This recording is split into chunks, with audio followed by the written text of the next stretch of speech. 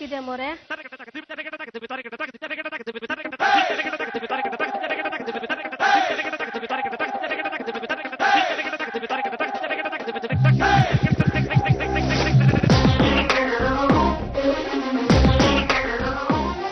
ಓ ಹೌದು, ನಾನೇ ಬೀಗ ಹಾಕಿದ್ದು, ಮರ್ತ್ಬಿಟ್ಟಿದ್ದೆ. ಓಹೋ, ಈ ಮನೆಯಲ್ಲಿ ಯಾವತ್ತೂ ಸ್ಟೋರ್ ರೂಮ್ ಬೀಗ ಹಾಕ್ತಿರ್ಲಿಲ್ಲ. ನಮ್ಗಳ ಕಾಲದಲ್ಲಿ ಅದು ಶುರುವಾಗೋಯ್ತಾ?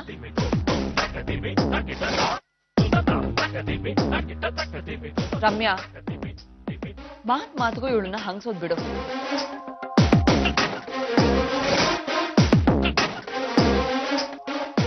ರಾಧಿಕಾ, ಗೌರಿ ಕೈಲಿ ಕೀ ಕೊಟ್ಟು ಕಳ್ಸಮ್ಮ. ಆ ಗಿಫ್ಟ್ ಪ್ಯಾಕೆಟ್ಸ್ ಎಲ್ಲ ಒಳಗಡೆ ಇಟ್ಬಿಟ್ಟು ಬರ್ಲಿ. ಬೇಡ ಬಿಡಿ ಅತ್ತೆ, ನಾನೇ ಹೋಗಿಟ್ಟು ಬರ್ತೀನಿ.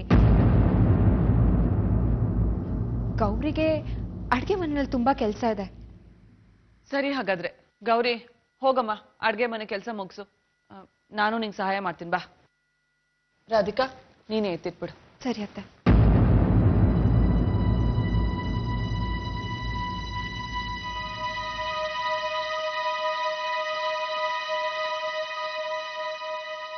ರಾಧಿಕಾ ಕೊಡು, ನಾನು ಸ್ವಲ್ಪ ತಗೊಂಡು. ಅಯ್ಯೋ ಪರವಾಗಿಲ್ಲ ಅಜ್ಜಿ, ನಾನು ತಗೊಂಡು ಹೋಗಿ ಇಡ್ತೀನಿ. ಪರವಾಗಿಲ್ಲ ಮರಿ, ಬಿಡು, ಮಿಕ್ಕಿದ್ ತಗೊಂಡ್ ಬಾ. ಬಾ.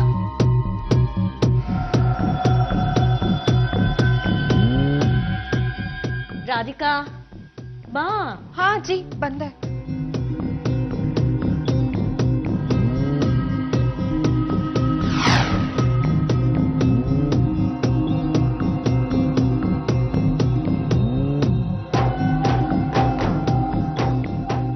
ರಾಧಿಕಾ, ಏನ್ ಯೋಚನೆ ಮಾಡ್ತಾ ಇದೀಯಾ? ಬೀಗ ತೆಗಿಮ್ಮ.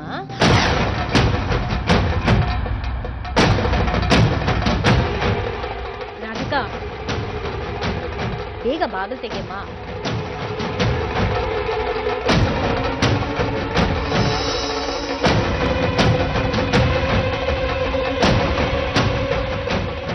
ರಾಧಿಕಾ, ತುಂಬಾ ಭಾರ ಆಗ್ತಾ ಇದೆಮ್ಮ, ಬೇಗ ಬಾಗಿಲು ತೆಗಿ.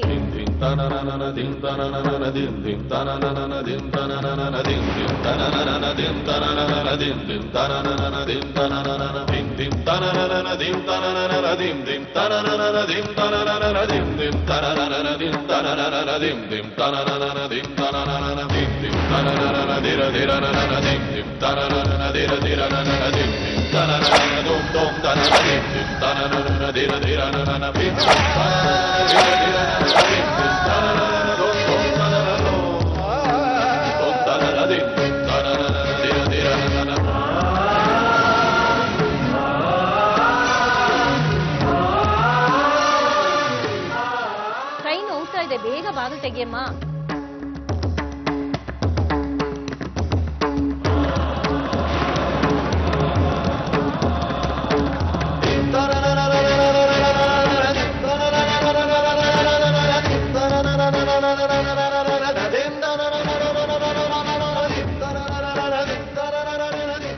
ರಾಧಿಕಾ, ಆ ಡೋರ್ನು ಓಪನ್ ಮಾಡಮ್ಮ.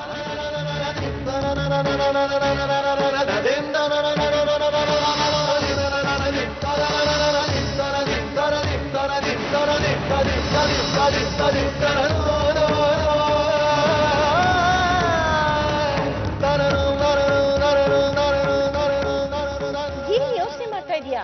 ಬಾ ಒಳಗೆ. ಅಲ್ಲ ಅಜ್ಜಿ,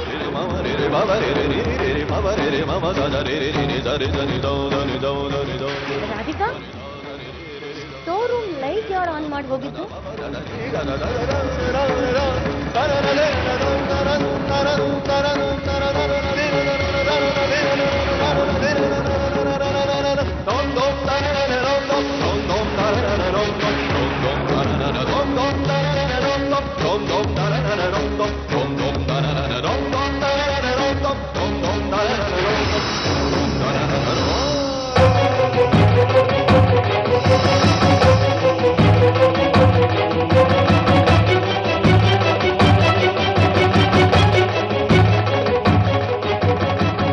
ಸ್ಟೋರ್ ರೂಮ್ ಬಂದು ಎಷ್ಟು ದಿನ ಆಗೋಯ್ತು. ಗಲೀಜಾಗಿಟ್ಟಿದ್ದಾರಪ್ಪ. ಕೆಲಸದವಳನ್ನ ಕರೆದು ಎಲ್ಲ ಕ್ಲೀನ್ ಮಾಡಿಸ್ಬೇಕು. ಅಲ್ವಾ ರಾಧಿಕಾ?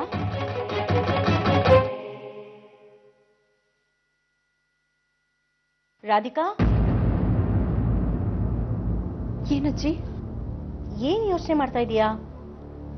ಸ್ಟೋರ್ ರೂಮ್ ಲೈಟ್ ಯಾರು ಆನ್ ಮಾಡಿದ್ದು ಅಂತ ಕೇಳಿದೆ. ಅದು ನಾನೇ. ನೀನಾ? ಹಾ ಅಜ್ಜಿ, ಆಗ್ಲೇ ಏನೋ ಇಟ್ಟು ಹೋಗೋಣ ಅಂತ ಬಂದಿದ್ದೆ. ಲೈಟ್ ಆಫ್ ಮಾಡೋದು ಮರ್ತ್ಬಿಟ್ಟೆ ಅಜ್ಜಿ.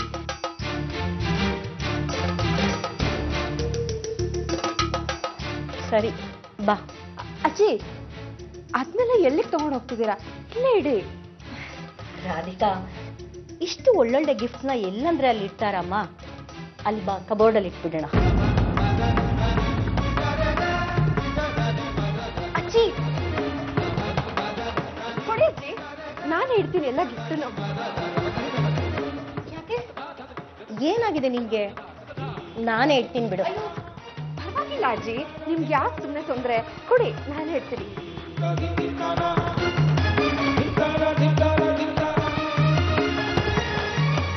ಅಜ್ಜಿ, ನೀವು ಹೊರಡಿ, ನಾನು ಬರ್ತೀನಿ. ನೀನೇನ್ ಮಾಡ್ತೀಯ ಅಲ್ಲಿ ನಿಂತ್ಕೊಂಡು? ಬಾ ನೀನು.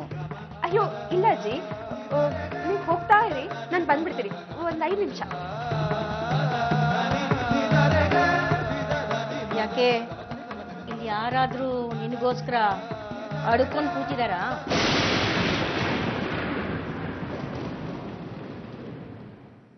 ಅಜ್ಜಿ ಅಲ್ಲ ರಾಧಿಕಾ, ವಿಷು ಏನಾದ್ರೂ ನಿನ್ನ ಸತಾಯಿಸಿದ ಅಂತ ಕೇಳಿದೆ ಅಷ್ಟೇ. ಹಾಗೇನೂ ಇಲ್ಲ ಅಜ್ಜಿ, ನೀವು ಹೊರಡಿ ಅಜ್ಜಿ.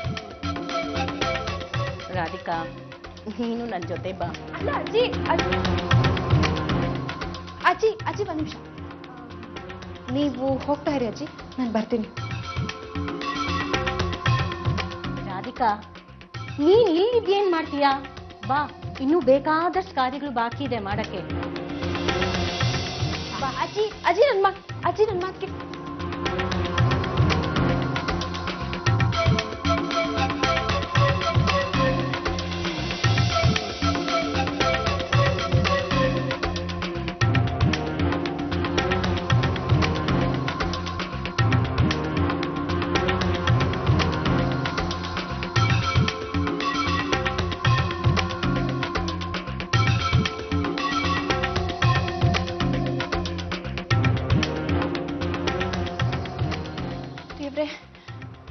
ಹೊಟ್ಟೆ ಬೇರೆ ಹಸಿತಾ ಇದೆ ತುಂಬಾ. ಏನ್ ರಾಧಿಕಾ ಇಲ್ಲಿಗೆ ಎಷ್ಟೊತ್ತಿಗೆ ಬರ್ತಾಳೋ ಏನೋ? ಅಲ್ಲಿವರೆಗೂ ನಾನೇನ್ ಮಾಡ್ಲಿ?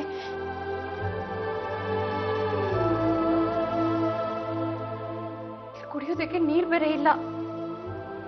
ದೇವ್ರೆ, ಎಂತ ಪರಿಸ್ಥಿತಿ ತಂದ್ಬಿಟ್ಟೆ ನನ್ಗೆ. ಮಧುರಾಪುರದ ಶಾಲೆ ಎಂಟ್ರಿ ಆಗಿದೆ. ಲಕ್ಷ್ಮೀಪುರ. ರಾಜು, ಆ ಲಕ್ಷ್ಮೀಪುರದ ಹೈಸ್ಕೂಲ್ಗೆ ಒಂದಷ್ಟು ಫಂಡ್ಸ್ ಕಳಿಸಿದ್ವಿ, ಅದು ಎಂಟ್ರಿ ಆಗಿದೆಯಾ? ಓ, ಮರ್ತ್ಬಿಟ್ಟೆ, ಮಾಡ್ಕೋತೀನಿ. ಅಣ್ಣ, good night. Raju, good night. Vishu, ಇನ್ನೂ 10 ಗಂಟೆ ಆಗಿಲ್ಲ, ಆಗ್ಲೇ ಗುಡ್ ನೈಟ್ ಹೇಳ್ತಿದ್ಯಲ್ಲಪ್ಪ?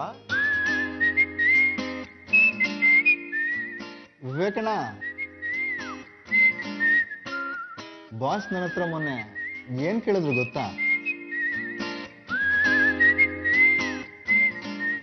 ಏನಪ್ಪ ಕೇಳ್ದ ಅವನು? ಏ ರಾಜು, ಈಗೀಗ ಯಾಕಾದ್ರೂ ಬೇಗ ಬೆಳಗಾಗುತ್ತೋ ಅಂತಿದ್ರು.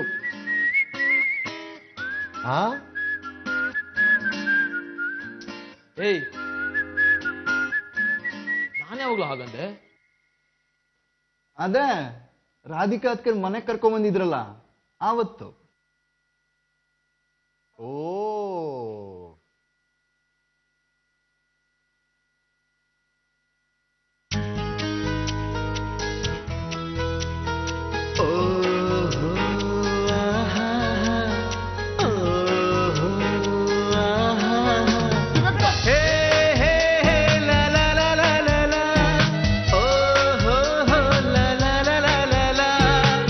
la la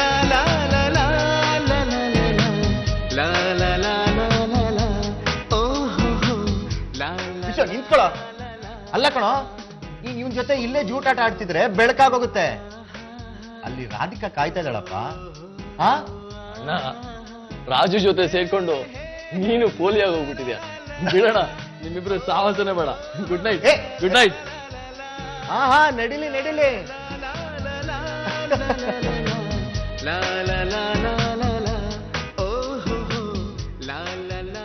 ರಾಜು, ನನ್ನ ಮನಸ್ಸಿನಲ್ಲಿದ್ದ ಒಂದು ದೊಡ್ಡ ಚಿಂತೆಗೆ ಪರಿಹಾರ ಸಿಕ್ತು ಕಣು. ವಿಶು ನೋಡ್ದ ಈಗ ಎಷ್ಟು ಖುಷಿಯಾಗಿದ್ದಾನೆ ಅಂತ. ಅವನ್ ರಾಧಿಕನ್ ಪ್ರೀತಿಸಿ ಅವಳು ಸಿಗದೆ ಇದ್ದಾಗ ಪಾಪ ಎಷ್ಟೊಂದು ಕಷ್ಟ ಅನುಭವಿಸ್ದ. ಅವಳನ್ನೇ ಮದುವೆ ಮಾಡ್ಕೋಬೇಕು ಅಂತ ಉಪವಾಸ ಇದ್ದು 3 ದಿನ ವ್ರತ ಮಾಡ್ದ. ಹಾಸ್ಪಿಟಲ್ನಲ್ಲಂತೂ ಊಟ ತಿಂಡಿ ಎಲ್ಲ ಬಿಟ್ಟು ಅವಳ ಆರೈಕೆ ಮಾಡ್ದ. ಈಗ ಕಣೋ ಅವನ ಜೀವನದಲ್ಲಿ ಸಂತೋಷ ಸಿಕ್ಕಿದೆ. ಅವನ್ ಪ್ರೀತಿಸಿದ ಹುಡುಗಿನ ಅವನ್ ಖುಷಿಯಾಗಿ ನೋಡ್ಕೊಳ್ಳುವಂತ ಅವಕಾಶ ಸಿಗ್ತಾ ಇದೆ. ನನಗದೇ ಖುಷಿ. ನಿಜ ವಿವೇಕಣ್ಣ, ರಾಧಿಕಾ ಅದಕ್ಕೆ ಕೂಡ ಒಂದ್ಸಲ ತಮ್ಮ ಪ್ರೀತಿನ ಬಚ್ಚಿಟ್ಕೊಂಡು ಸಂಕಟ ಪಡ್ತಿದ್ರು. ಎರಡೂ ಸಂಸಾರಕ್ಕೆ ಒಳ್ಳೇದಾಗ್ಲಿ ಅಂತ ತಮ್ಮ ಪ್ರೀತಿನೇ ಬಲಿ ಕೊಡಕ್ ಹೊರಟಿದ್ರು. ಇನ್ಮೇಲಾದ್ರೂ ಅವರಿಬ್ರು ಸುಖವಾಗಿರೋದು ನೋಡ್ಬೇಕು ಅಂತ ನನಗೆ ಆಸೆ. ವಿವೇಕಣ್ಣ, ಹೇಳೋ. ಬಾಸ್ಗೆ, ರಾಧಿಕಾ ಅತ್ಕೆಗೆ ಏನಾದರೂ ತೊಂದರೆ ಆದ್ರೆ ನಂಗೆ ತುಂಬಾ ಬೇಜಾರಾಗುತ್ತೆ ವಿವೇಕಣ್ಣ. ಬಾಸು ನೀವು ಬಿಟ್ರೆ ನನಗೆ ನನ್ನೋರು ಅನ್ನೋರು ಬೇರೆ ಯಾರಿದ್ದಾರೆ ಹೇಳಿ? ಅಜ್ಜಿ ಕೈ ತುತ್ತು ಕೊಟ್ಟು ಬೆಳೆಸಿದ ಹುಡುಗ ನಾನು. ಬಾಸ್ ಜೊತೆ ಆಟ ಆಡ್ಕೊಂಡು ಬೆಳೆದವನು. ರಾಜು, ನಮಗೆ ನಿನ್ನ ಅಗತ್ಯ ಹೇಗಿದೆಯೋ ಹಾಗೆ ನಿನ್ನ ಅಗತ್ಯನೂ ನಮಗಿದೆ. ನೋಡು, ನೀನು ಈ ಮನೆ ಮಗ ಕಣೋ. ಏನೇನೋ ಯೋಚನೆ ಮಾಡಿ ಮನ್ಸು ಕೆಡ್ಸ್ಕೋಬೇಡ. ನೀನು ರಾಧಿಕಾ ವಿಶುಗೆ 2 ಕಣ್ಣಿದ್ದ ಹಾಗೆ. ನೀವಿಬ್ರು ಅವನ ಜೊತೆ ಇರೋವರೆಗೂ ಅವನಿಗೇನು ತೊಂದರೆ ಆಗಲ್ಲ. ನೋಡು, ನನಗೂ ಅಷ್ಟೇ ಕಣೋ. ನೀನ್ ನನ್ನ ಜೊತೆ ಇರೋವರೆಗೂ ನನ್ನ ಈ ಪರಿಸ್ಥಿತಿ ನನಗೆ ಯಾವತ್ತೂ ಕಾಡಲ್ಲ. ನೋಡು, ತುಂಬಾ ಹೊತ್ತಾಗಿದೆ. ನನ್ನನ್ನು ರೂಮಿಗೆ ಬಿಟ್ಬಿಟ್ಟು ಟ್ಯಾಬ್ಲೆಟ್ ಕೊಡಿಸಿ ನೀನು ಮಲ್ಕೊ, ಸರಿನಾ? ಸರಿ ವಿವೇಕಣ್ಣ.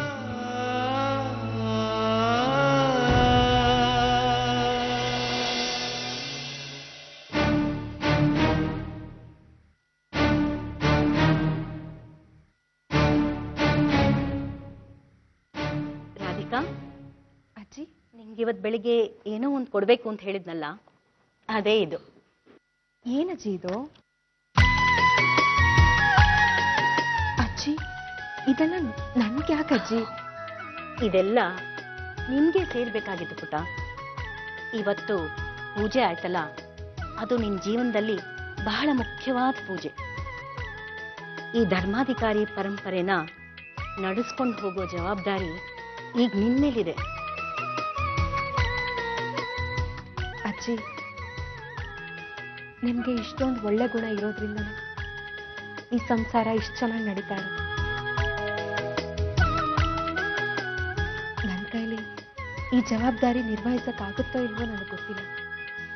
ಆದ್ರೆ ಪ್ರಯತ್ನ ಅಂತೂ ಮಾಡೇ ಮಾಡ್ತೀನಿ. ರುಕ್ಕು ಧರ್ಮಾಧಿಕಾರಿ ಹೆಂಡತಿ ಅನ್ನೋ ಪದಕ್ಕೆ ಒಂದು ಗೌರವ ಬರೋ ಹಾಗೆ ನಡ್ಕೊಂಡ್ಲು.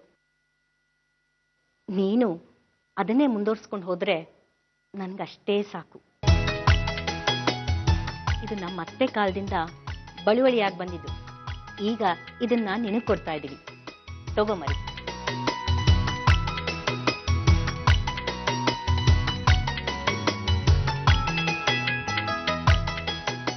ಅಜ್ಜಿ, ನಿಮ್ಮ ಆಶೀರ್ವಾದ ಪ್ರೀತಿನೇ ನನಗೆ ಧೈರ್ಯ ತುಂಬೋದು.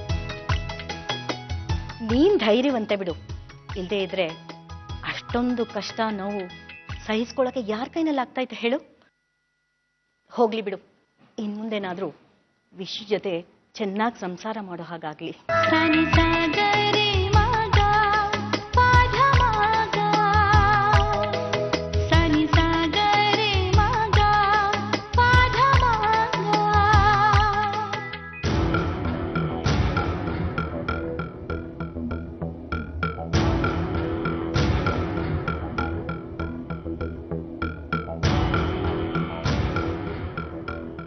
ದೇವ್ರೆ, ಅಜ್ಜಿ ಆಸೆ ಈಡೇರಿಸೋ ಶಕ್ತಿ ಕೊಡು. ಅವ್ರು ನನ್ನನ್ನ ಎಷ್ಟು ಪ್ರೀತಿಯಿಂದ ನೋಡ್ಕೋತಾರೆ. ಅದಕ್ಕೆ ಪ್ರತಿಯಾಗಿ ನಾನು ಅವ್ರ ಮನಸ್ಸಿಗೆ ನೋವು ಮಾಡಬಾರ್ದು. ವಿಶಾಖ ಇಲ್ಲಿರೋದು ಅವ್ರಿಗೆ ಗೊತ್ತಾದ್ರೆ ಅವ್ರಿಗೆ ಖಂಡಿತ ಕೋಪ ಬರುತ್ತೆ. ನಾನು ಅವ್ರಿಗೆ ಮೋಸ ಮಾಡ್ದಾಗತ್ತೆ.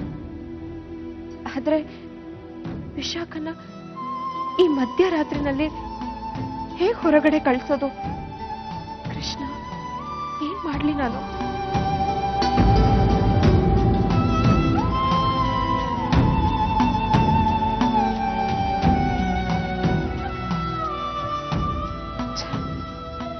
ವಿಶಾಖ ಏನಾದ್ರೂ ತಿಂದ್ಲೋ ಇಲ್ವೋ ಅಂತ ವಿಚಾರಿಸೋದನ್ನೇ ಮರ್ತ್ಬಿಟ್ನಲ್ಲ ನಾನು.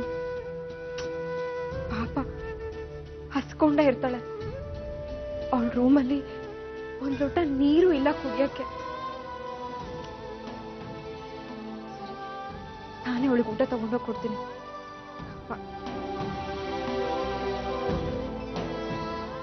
ಅಕಸ್ಮಾತ್ ಯಾರಾದ್ರೂ ನನ್ನನ್ನು ನೋಡ್ಬಿಟ್ರೆ ದೊಡ್ಡ ಅನಾಹುತನೇ ಆಗೋಗುತ್ತೆ.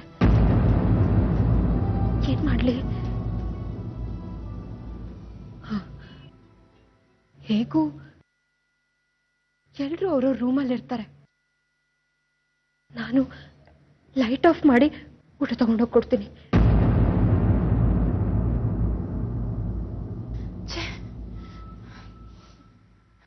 ಊಟದ ಮನೆ ಹಾಳಾಗೋಗ್ಲಿ, ಅಟ್ಲೀಸ್ಟ್ ಕುಡಿಯೋದಕ್ಕೆ ಒಂದು ಲೋಟ ನೀರಾದ್ರೂ ತಂದ್ಕೊಡ್ಬೇಕಲ್ವಾ?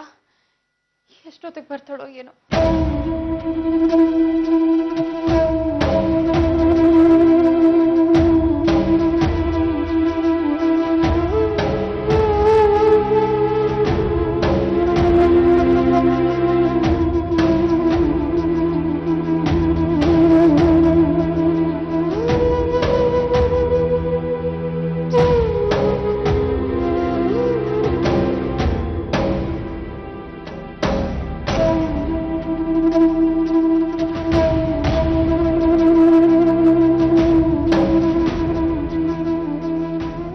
ಹೇಗಿದ್ರು ಡೋರ್ ಲಾಕ್ ಮಾಡಿಲ್ಲ.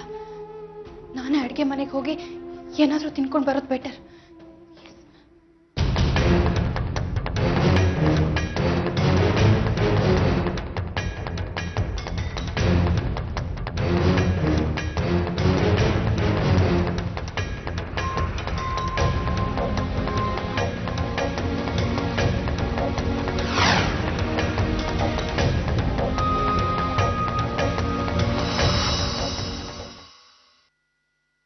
ಅಯ್ಯೋ, ಅನ್ನನೂ ತಣ್ಣಗಿದೆ, ಸಾಂಬಾರು ತಣ್ಣಗಿದೆ. ನಾನೇನಾದ್ರೂ ಇದನ್ನ ತಗೊಂಡೋಗಿ ಅವಳಿಗೆ ಕೊಟ್ರೆ ನಾನು ಬೇಕು ಅಂತಾನೆ ತಂಗಳನ್ನ ತಂದೆ ಅಂತ ಅಂತಾಳವಳು.